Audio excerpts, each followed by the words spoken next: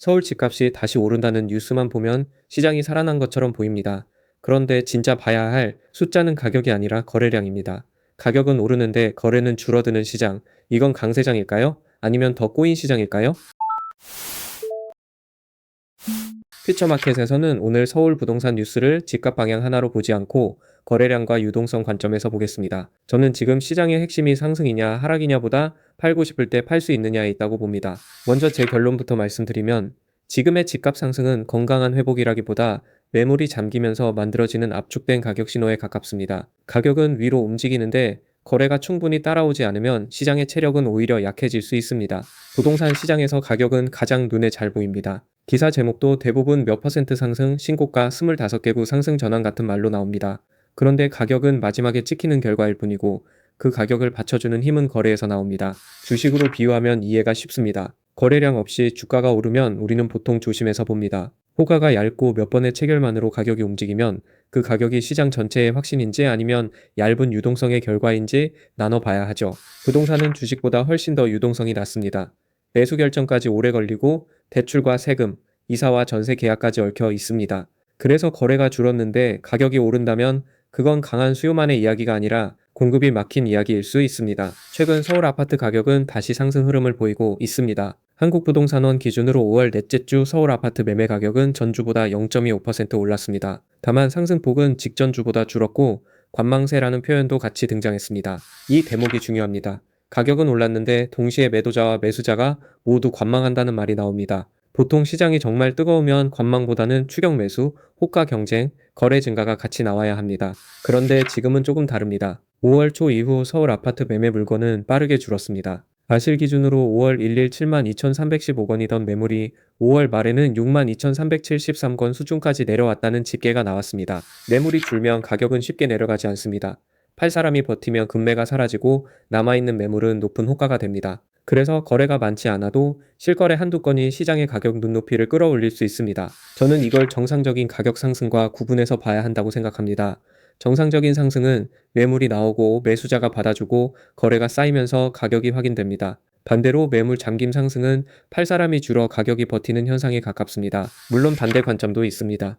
매물이 줄었다는 건 집주인들이 시장을 좋게 본다는 신호이고 매수자가 급하니까 가격이 오른다는 해석도 가능합니다. 틀린 말은 아닙니다. 다만 투자자라면 그 다음 질문을 해야 합니다. 그 질문은 간단합니다. 이 가격에서 실제로 몇 명이 살 수 있느냐입니다. 호가가 올라가는 것과 거래 가능한 가격대가 올라가는 것은 다릅니다. 특히 대출 규제와 세금 부담이 있는 시장에서는 이 차이가 점점 커집니다. 4월 서울 아파트 거래는 양도세 중과 유예 종료를 앞두고 늘었습니다. 서울시 집계 기준으로 4월 아파트 거래량은 5월 15일 신고 기준 6,851건, 전월보다 25.1% 증가한 것으로 나왔습니다. 그런데 이 숫자를 그대로 회복 신호로만 보면 위험합니다. 4월 거래의 상당 부분은 세금 시한을 앞둔 막차 거래 성격이 강했습니다. 즉, 시장이 자연스럽게 살아났다기보다 일정이 거래를 앞당긴 면이 있습니다. 더 흥미로운 건 가격대입니다. 같은 집계에서 15억 원 이하 아파트 거래 비중이 80.8%였습니다. 전체 거래가 늘어도 실제로 돈이 움직인 곳은 대출 가능성이 상대적으로 높은 중저가 구간에 집중됐다는 뜻입니다. 이건 시장 전체가 균일하게 살아났다는 뜻이 아닙니다. 자금 조달이 가능한 구간은 거래가 되고 부담이 큰 구간은 훨씬 더 민감하게 얼어붙을 수 있습니다. 그래서 거래량은 전체 숫자뿐 아니라 어디에서 나왔는지 봐야 합니다. 제가 보는 첫 번째 위험 신호는 가격과 거래의 방향이 엇갈리는 구간입니다. 가격은 상승, 매물은 감소, 거래는 시한성 이벤트 이후 둔화. 이 조합은 시장이 강하다기보다 움직일 수 있는 물건이 줄어드는 그림일 수 있습니다. 두 번째 위험 신호는 전세 시장입니다. 매매가 잠기면 전세로 버티는 수요가 늘고 전세 매물이 줄면 다시 매수 압박이 생깁니다. 이 순환이 이어지면 사람들은 집값 전망 때문이 아니라 주거 불안 때문에 매수에 밀려 들어갑니다. 한국부동산원 기준 5월 넷째 주 서울 전세 가격은 0.26% 올랐습니다. 상승폭은 전주보다 줄었지만 여전히 높은 오름세입니다. 매매가 강해서 전세가 따라가는 게 아니라 전세난이 매매를 자극하는 구조도 같이 봐야 합니다. 전세난이 무서운 이유는 단순히 세입자가 힘들어서만이 아닙니다. 전세가 부족하면 무주택자는 매수와 월세 사이에서 선택을 강요받고 집주인은 굳이 팔 이유가 줄어듭니다. 결과적으로 매매 시장의 유동성도 더 얇아집니다. 정부도 전월세 불안을 의식하고 있습니다. 국토교통부는 2026년부터 2027년까지 수도권 매입 임대 주택 9만 가구를 공급하고 그중 6만 6천 가구를 서울과 경기 규제 지역에 집중하겠다고 밝혔습니다. 이 정책은 안 하는 것보다 낫습니다. 특히 비아파트 공급이 줄어든 상황에서는 공공이 일정 부분 임대 물량을 받쳐주는 효과가 있습니다. 다만 이것이 곧바로 서울 아파트 전세난을 해결한다고 단정하면 안 됩니다. 왜냐하면 수요가 원하는 지역, 면적, 학교, 교통, 관리 상태가 모두 맞아야 실제 대체제가 됩니다. 숫자상 공급과 체감 공급은 다릅니다. 주거 시장에서는 위치가 절반이고 체감 가능한 속도가 나머지 절반입니다. 국토부 자료에서도 비아파트 공급 지표는 약했습니다. 지난해 비아파트 인허가는 전년보다 11.4% 줄었고 착공도 7.7% 감소한 것으로 나왔습니다. 이 공백이 전세 시장을 더 예민하게 만들고 있습니다. 그러면 이 이야기가 왜 주식 채널에서 중요할까요? 부동산 거래가 줄면 집값 뉴스에서 끝나지 않습니다. 건설, 인테리어, 가전, 이사, 중개, 은행 대출까지 연결된 소비와 신용의 속도가 같이 느려집니다. 집을 사고 팔 때 돈이 움직입니다. 중도금, 잔금, 대출, 인테리어, 가구, 가전, 이사 비용이 한꺼번에 붙습니다. 거래량이 줄면 이 연쇄 소비가 약해지고 내수 기업의 체감 경기에도 시차를 두고 영향을 줄 수 있습니다. 특히 건설주는 집값보다 거래와 착공, 분양, 미분양, PF 환경을 더 봐야 합니다. 집값이 오른다고 모든 건설사가 좋아지는 게 아닙니다. 거래가 막히고 공급이 지연되면 현금 흐름 부담은 오히려 커질 수 있습니다. 가전과 인테리어도 비슷합니다. 집값이 오른다는 뉴스만으로 냉장고와 소파가 팔리지는 않습니다. 실제 이사와 입주, 리모델링이 늘어야 매출로 연결됩니다. 그래서 거래량은 관련 소비주를 볼 때도 중요한 선행 신호입니다. 은행은 조금 더 복잡합니다. 가격이 오르면 담보 가치는 안정돼 보입니다. 하지만 거래가 줄고 대출 실행이 둔화되면 신규 성장 동력은 약해질 수 있습니다. 반대로 전세대출과 주택담보대출 수요가 어디서 늘어나는지도 봐야 합니다. 저는 그래서 부동산을 볼 때 집값 상승률만 보지 않습니다. 매매 거래량, 전월세 거래량, 매물수, 대출 증가율, 금리 방향을 같이 봅니다. 이 5개가 같은 방향이면 신호가 강하고 서로 엇갈리면 의심해야 합니다. 지금 시장의 가장 큰 착시는 신고가입니다. 신고가는 강한 제목을 만들지만 전체 시장의 평균 체력을 보여주지는 않습니다. 거래가 얇은 시장에서는 희소한 좋은 물건 하나가 신고가를 만들 수 있습니다. 물론 신고가가 의미 없다는 뜻은 아닙니다. 선호 지역과 대단지, 재건축 기대가 있는 곳은 실제 수요가 몰릴 수 있습니다. 다만 그 거래가 주변 단지와 중저가 지역까지 넓게 확산되는지는 별개의 문제입니다. 이때 필요한 건 신고가보다 반복 거래입니다. 한번 높은 가격에 거래된 것보다 비슷한 가격대에서 여러 건이 계속 체결되는지가 중요합니다. 가격의 신뢰도는 한 건이 화려함보다 반복의 밀도에서 나옵니다. 여기서 매도자 심리를 봐야 합니다.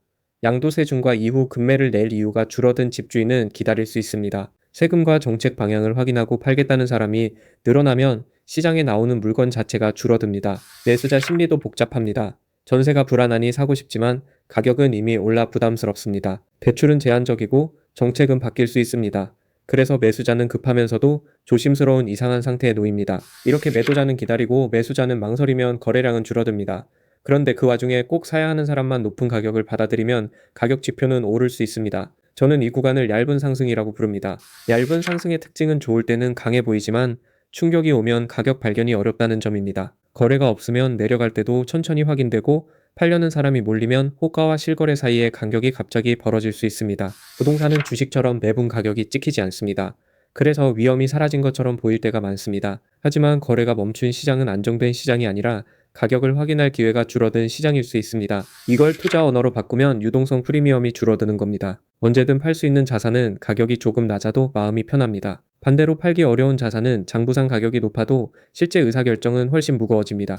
이번 시장을 보면서 저는 부동산 가격보다 현금화 가능성을 더 중요하게 봅니다. 내 집 마련 실수요자와 투자자의 기준은 다르지만 둘 다 공통으로 봐야 할 것은 내가 들어간 가격에서 빠져나올 거래가 있느냐입니다. 그럼 어떤 지표를 보면 될까요? 첫째, 서울 부동산 정보광장의 월별 아파트 거래량입니다. 신고 기한 때문에 당월 숫자는 늦게 올라오니 최소 한 달 시차를 두고 추세를 봐야 합니다. 둘째, 매물수입니다. 매물이 줄면서 가격이 오르면 공급 부족 신호일 수 있지만 너무 빠르게 줄면 거래 가능한 선택지가 사라지는 신호이기도 합니다. 매물 감소가 거래 증가와 함께 나오는지, 거래 감소와 함께 나오는지 나눠봐야 합니다. 셋째, 전월세 거래량과 전세 가격입니다.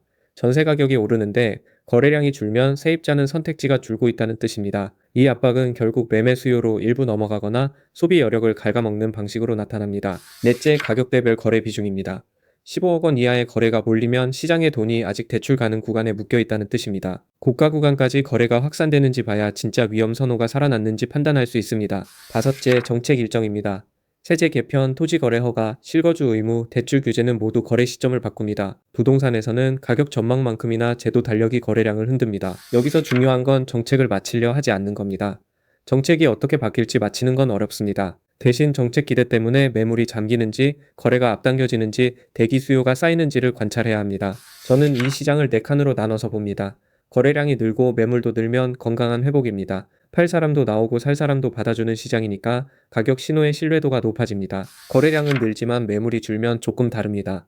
매수세가 급한 것은 맞지만 선택지가 빠르게 줄고 있다는 뜻입니다. 이 경우 가격은 더 오를 수 있지만 추격 매수 부담도 같이 커집니다. 거래량이 줄고 매물도 줄면 매물 잠김에 가깝습니다. 겉으로는 가격이 버티지만 실제로는 거래 가능한 시장이 좁아집니다. 저는 지금 이 구간을 가장 조심해서 봐야 한다고 생각합니다. 거래량은 줄고 매물이 늘면 약세 신호입니다.